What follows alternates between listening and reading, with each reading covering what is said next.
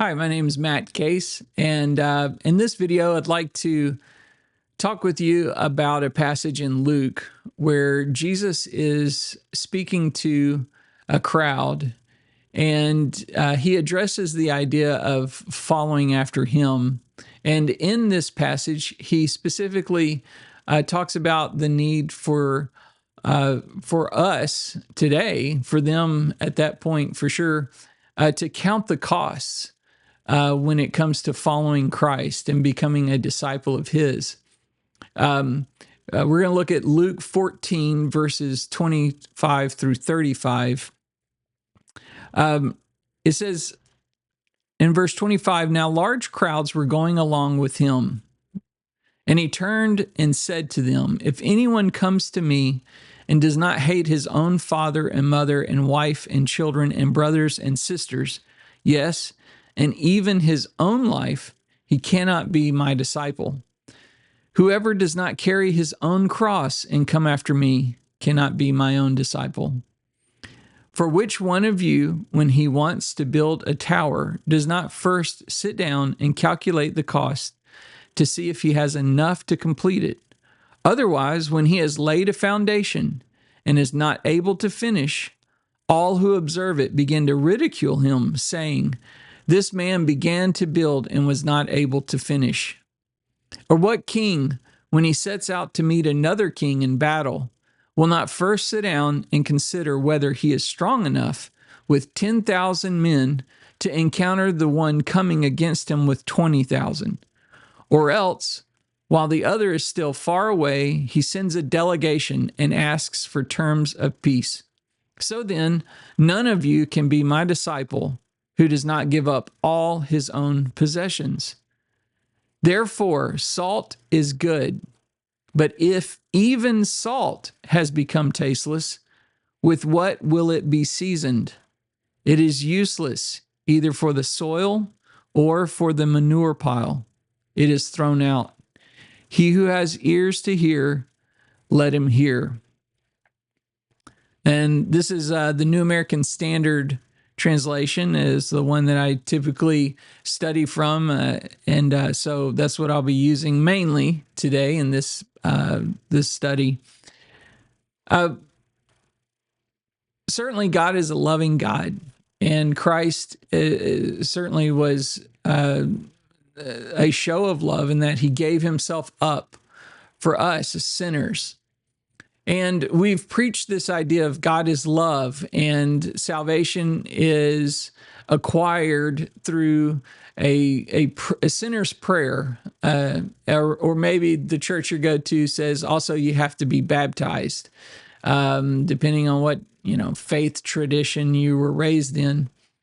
And I don't hear very often today. I'm not saying it doesn't happen, but I certainly don't hear the gospel displayed or portrayed, I guess you'd say, as being one that requires something, that it costs us something. Dietrich Bonhoeffer, years ago, of course he's no longer living, but he coined the phrase "cheap grace." And we certainly do have a Christian culture that seems to be going after a cheap grace. And so this idea of counting the cost is something I think we really need to talk about. We need to have it be part of our regular discussion in our churches and when we're talking to the lost. And even to other believers, we need to encourage each other and to challenge each other that we are counting the costs in our life and are choosing to follow Jesus. So our primary passage in verse 25, it says, "Now large crowds were going along with him, and he turned and said to them." When we consider this audience that Jesus is talking to, it's a large crowd. His disciples were there, his followers in mass, I guess you'd say, were there, and certainly there were people there who didn't believe. Maybe they just wanted to hear this man speak that they've been hearing about, or the miracles or whatever. The point is, it was large crowds, is what the Bible says. And it's important to note here that Christ did not speak to appease the crowds. He told them to count the cost. Jesus didn't sugarcoat it. He wasn't trying to create a big tent Christianity or to make sure that the church had plenty of warm bodies to fill the pews. Jesus was about telling them the truth. Would we be willing to do the same today? When you are talking to people about Christ and you're trying to help them understand what it means to be a follower of Christ, I have to ask myself when I'm doing that, am I helping people understand there's a cost to discipleship and the cost to follow? What message is being preached at your church today? Is it a cheap grace or one that is costly? Don't misunderstand what I'm saying here to say that you have to do some works to be saved. Certainly, Paul says, I believe it's Romans 9, I think it is. He says, confess with your mouth, believe in your heart that Jesus is the Son of God, and you will be saved. So certainly that is how we begin our new birth. And that's certainly what I believe, that we have to confess with our mouth and believe in our heart. But yet still to follow Christ, to take up our cross is costly. It requires something. Christ lays out here in this passage 3 requirements that identify what it is to have complete surrender. The first, Christ demands that we love our family and ourselves less than we love him. We're going to talk about that. The second, Christ demands that we bear our own cross and follow him. We're going to talk about that also. And the last one we're going to discuss today, Christ demands that we relinquish everything that we own. And what does that mean? That's something that all of us, regardless of your status in life and how much you own or whatever, we have to relinquish everything. So our love for Christ, talk about that first. In Matthew 10:37, Jesus says, "He who loves father or mother more than me is not worthy of me, and he who loves son or daughter more than me is not worthy of me." Going back to that passage we were first looking at, verse 26, if anyone comes to me and does not hate his own father, is the word that's used there in the Luke passage. Hate his own father and mother and wife and children and brothers and sisters, yes, and even his own life, he cannot be my disciple. So what does this word hate mean? That's a pretty strong word. We could infer that hatred means that we have some type of disdain for others, that we have some kind of evil heart towards other people. That's not what Jesus is saying here. This word hate that we have in our English Bible, by extension, it means to love less. Do you love Christ more than your own family? Now, in my family, I have a family that they're all believers. And so I haven't, when I came to know Christ when I was very young, I didn't have a family that rejected me or anything like that. But there's a lot of people who have. My wife is one who's experienced these things. But we've heard many testimonies of people, especially people who may be coming from other false religions. And they say how they came to Christ and their family rejected them. And yet they said, okay, well, this is what it requires of me.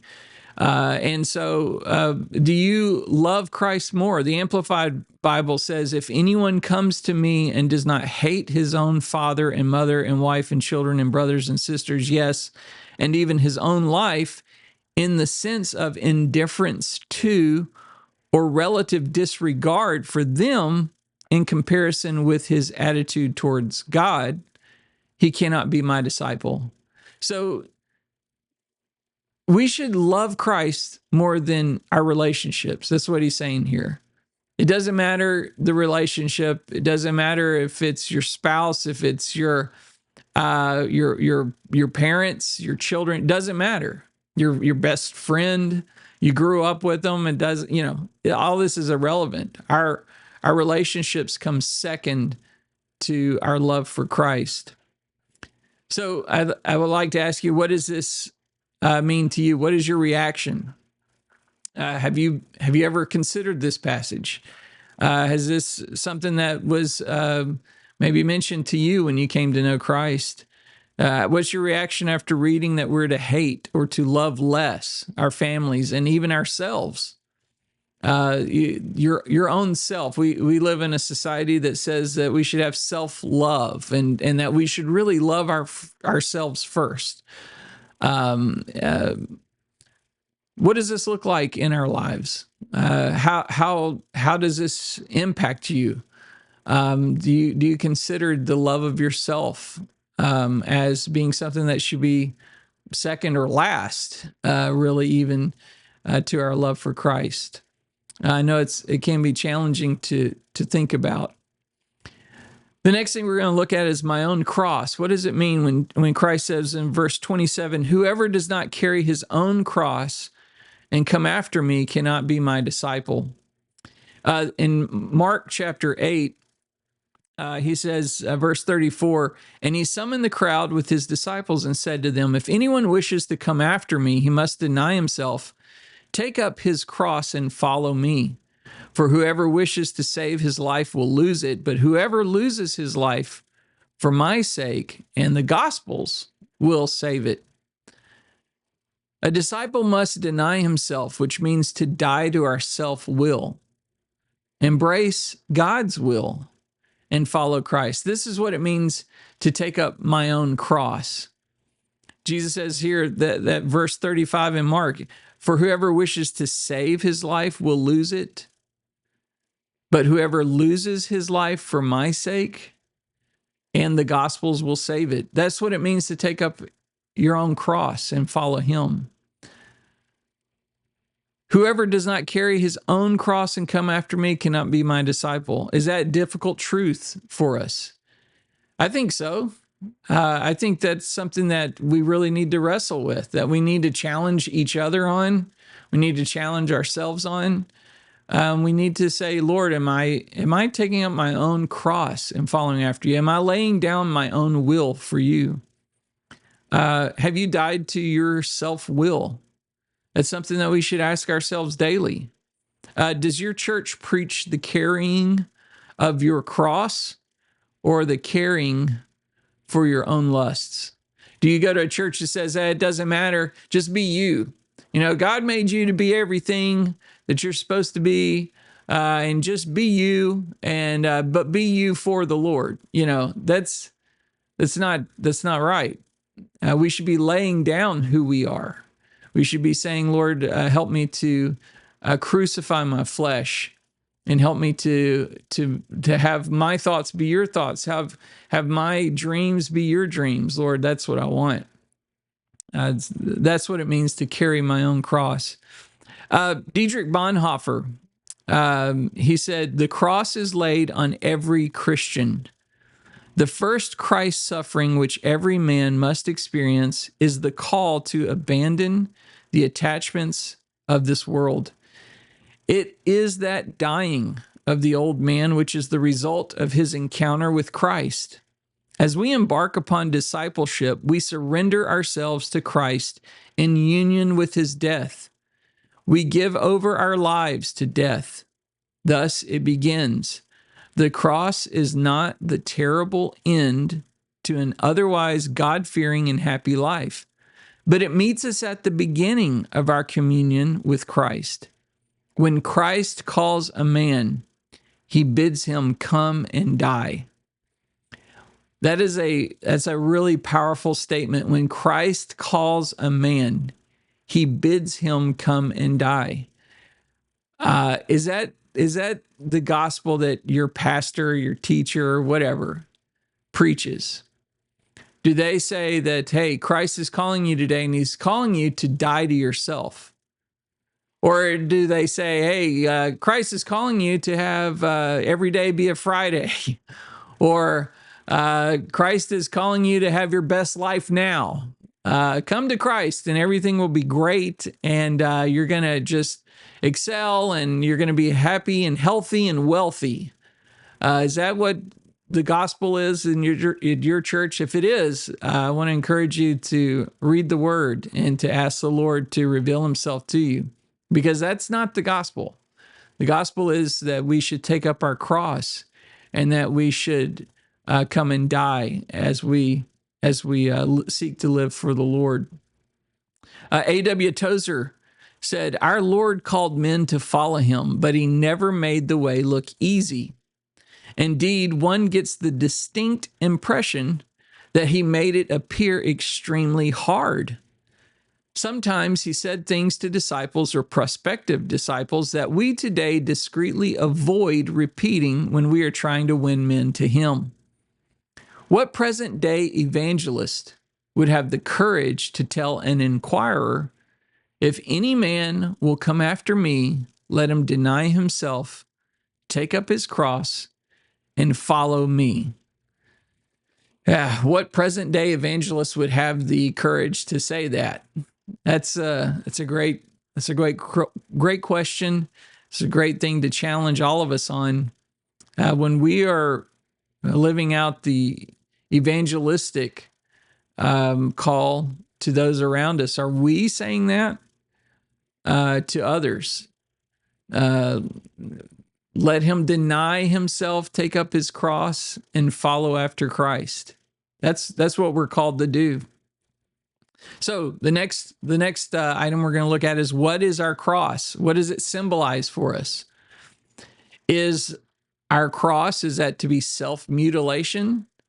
Is it asceticism? If you don't know what that word means, it means the severe self-discipline and avoidance of all forms of indulgence, typically for religious reasons. So if you are familiar with the monks or monasticism, it's this idea that you take on some external poverty, or you limit yourself in some way so that you appear pious, or that you appear holy, or whatever. Paul addressed this in Colossians chapter 2.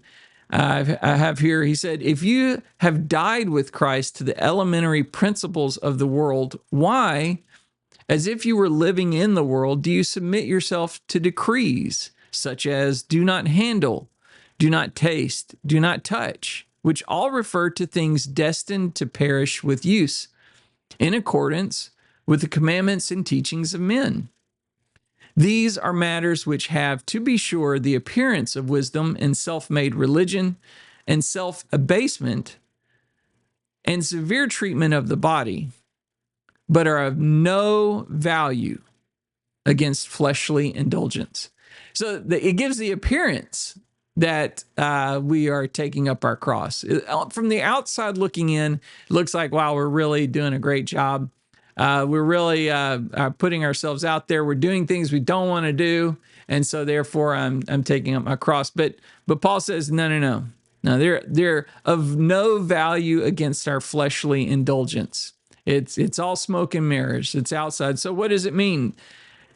I've got here this last point. The cross is not a symbol of self-abasement. It's not. It is surrender. It is death to self, life unto Christ. That's what it is. Looking at this idea of our cross, what is it? Is it a burden? And we need to look at Matthew chapter 11, verse 28 through 30. These are the words of Christ. He says, "Come to me, all you who are weary and heavy laden, and I will give you rest. Take my yoke upon you and learn from me, for I am gentle and humble in heart, and you will find rest for your souls.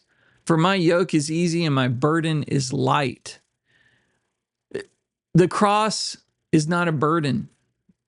It's actually our flesh that is the burden. When we try to follow after Christ without crucifying our flesh, we're only burdened to the point where we can't follow Christ. It becomes something that hinders our ability to follow Christ.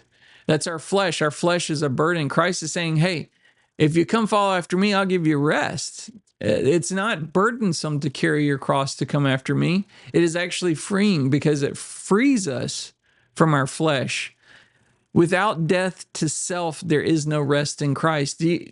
Christ is saying, hey, come to me and I'll give you rest. If you've come to Christ and you don't find rest in your life, you just find it to be challenging and you just find it to be a burden, it is likely because you've not surrendered your flesh. You've not crucified it and said, Lord, I'm going to take up my cross and follow you.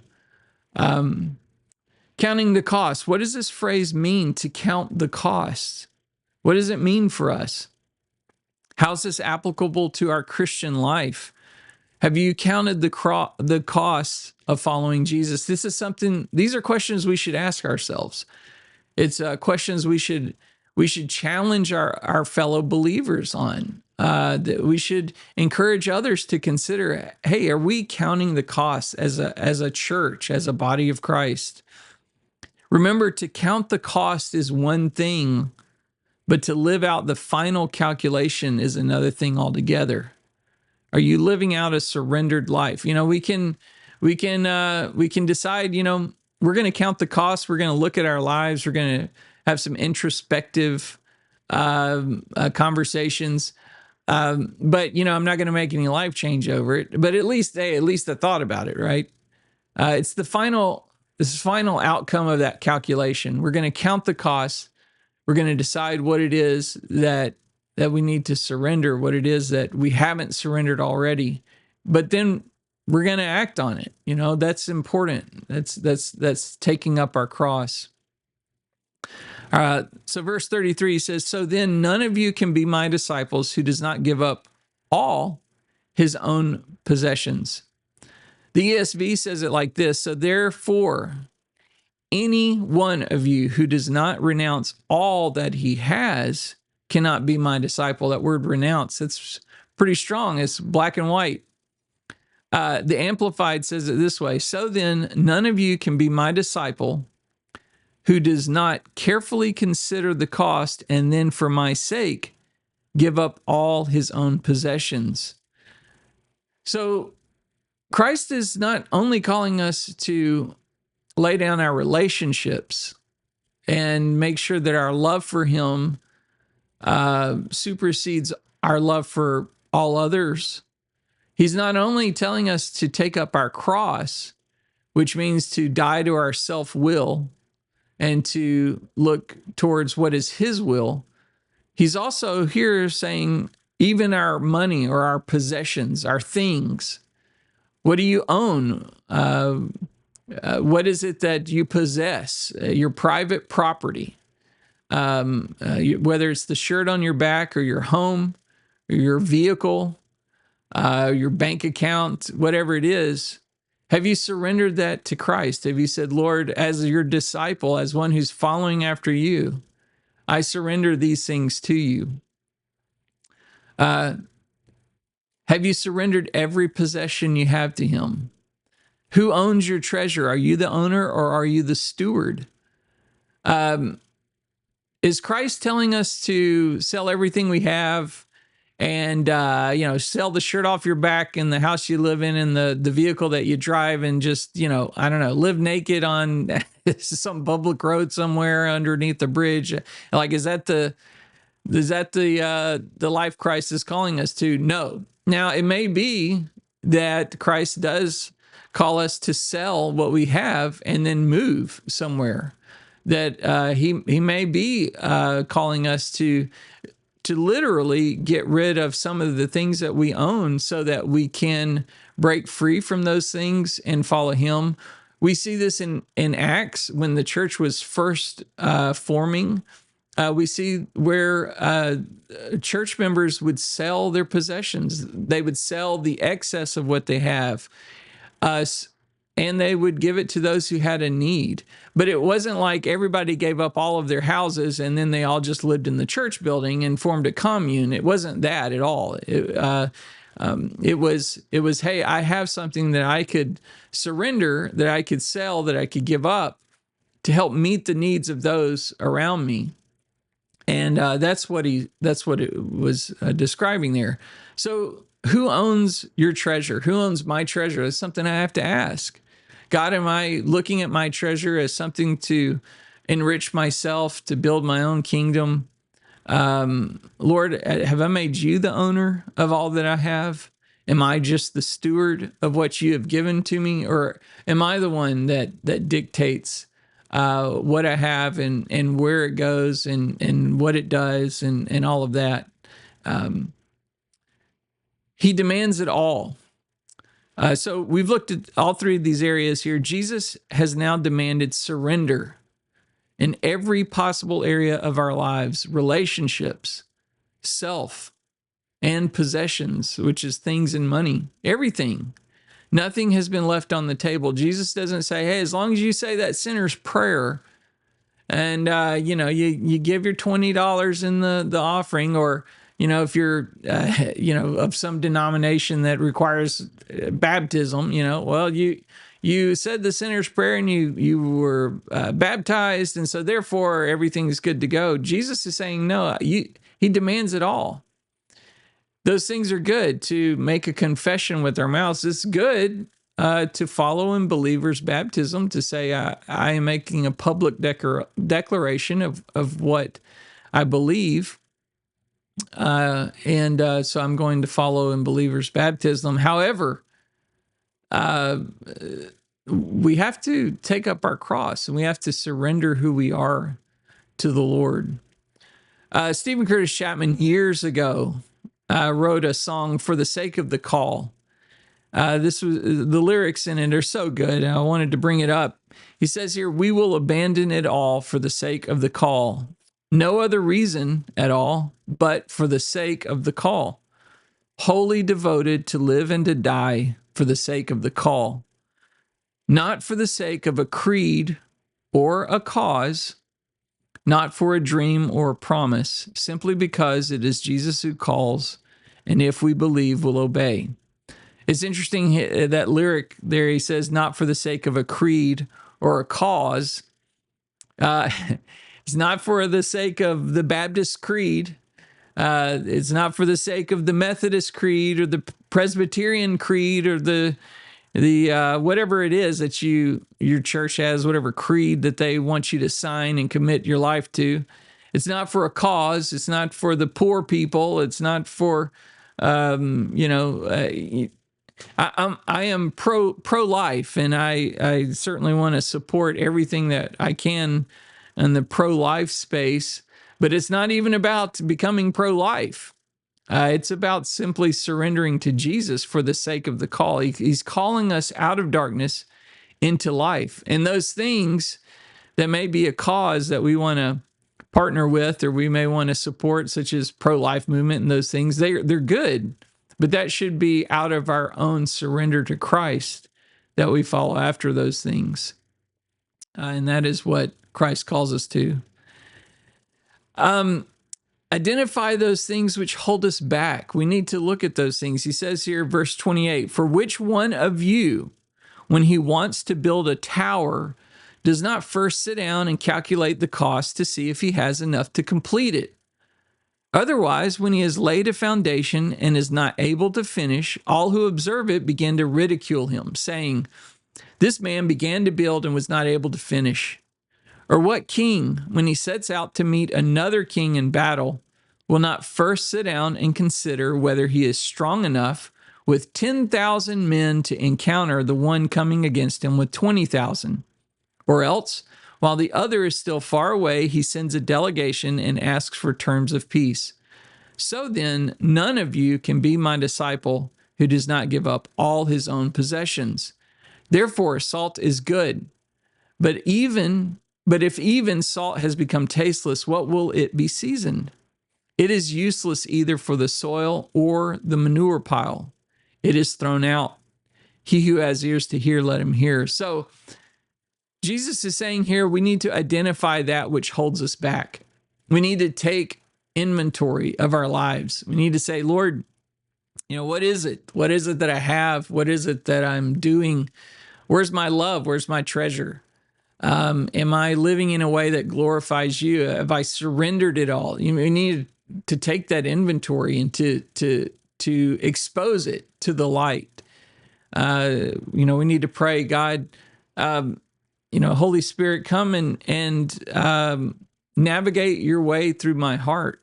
Open all the doors, the closets, the hallways, and look in those rooms and show me where I may not have given things to you. Verse 34, he says, therefore salt is good, but if even salt has become tasteless, with what will it be seasoned? Matthew 5, verse 13 says it this way, you are the salt of the earth, but if the salt has become tasteless, how can it be made salty again? It is no longer good for anything except to be thrown out and trampled underfoot by men. It's very interesting what he's really saying there. The truth is, pure salt cannot lose its flavor or effectiveness. Look it up. That's very interesting. But the salt that is common in the Dead Sea area is contaminated with gypsum and other materials and may have a flat taste or be ineffective as a preservative. Such mineral salts were useful for little more than keeping footpaths free of vegetation. That is what Christ is talking about here.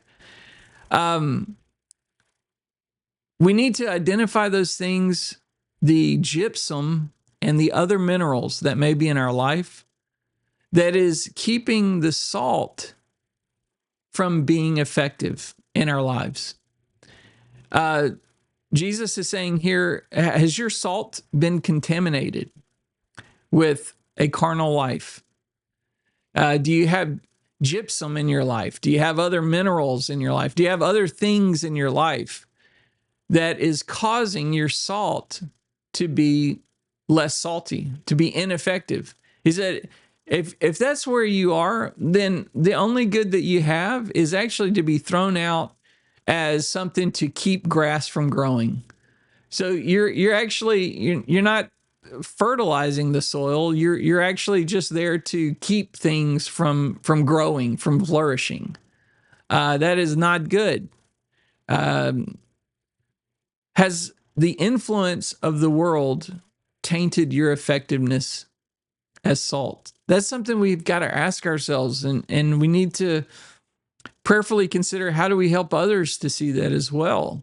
It's not a judgment thing. It's not a point fingers at other people, but it's a willingness to allow ourselves to be held accountable by others, and us to also have enough maturity in our walk to say, hey, as a fellow believer, I want to encourage others to consider their own lives and to iron sharpen iron, and to encourage that life of saltiness, and make sure that we're eliminating the minerals and the other deposits, the carnal areas of our life that may be making our salt ineffective.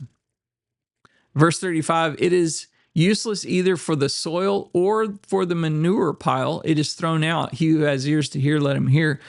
The word soil that's mentioned there, it means by extension a region or the solid part of the whole of the Terence globe, including the occupants in each application: country, earth, ground, land, world. So he's talking about there the people of the world. Are we able to be salt that goes out and fertilizes, is what he's meant here with the manure pile.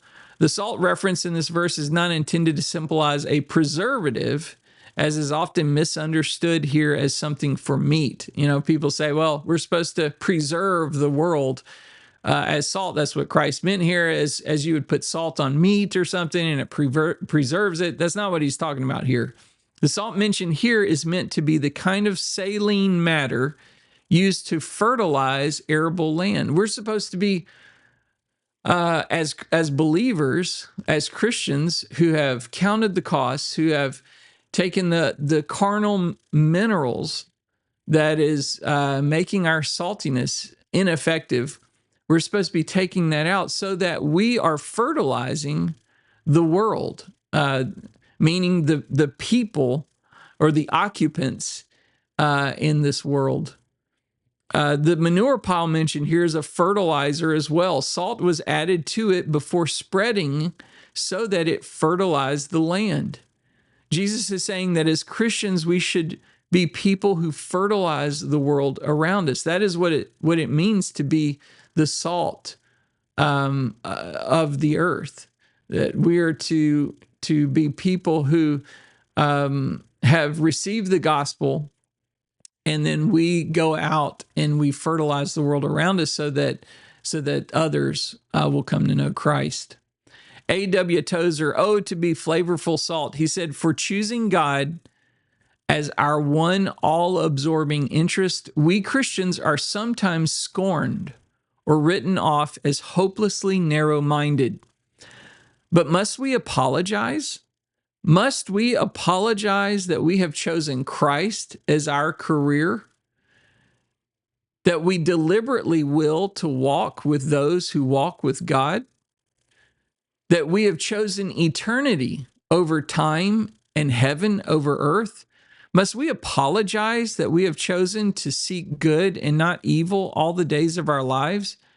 That we have chosen so to live that we dare to die? In so choosing, whom have we injured? Whose son or daughter is the worse for knowing us?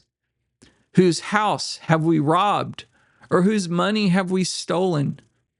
Whom have we led into crime? Who is a worse husband or father or citizen for following our Savior? If we have wronged anyone, it is in spite of our Christian faith, not because of it. No man, no home, no nation is the worse for the presence of a real Christian. Oh, to be flavorful salt is what Tozer is saying there. As believers, we're going to fertilize the earth. We're not going to damage it. We're not going to, hopefully, we're not going to be people who are negative influences or who are people who damage others. But instead, we're people who encourage, who fertilize the earth. Oh, to be flavorful salt. This is my last slide here. And I want to encourage you to be encouraged. The cost of becoming a disciple of Jesus is real, and it is truth. It is also not easy. In fact, it is impossible to accomplish in our own flesh. But thank God that the one who bids us to come and die is the one who has already died for us. And through his strength, by his Spirit, we can welcome a life that is surrendered today and will one day receive the crown of glory when he says to us, well done, my good and faithful servant. So I leave you with these two questions. Have you counted the costs of following Christ? Have you surrendered to him all that you have and all that you are? Have you counted the costs? Have you surrendered to him?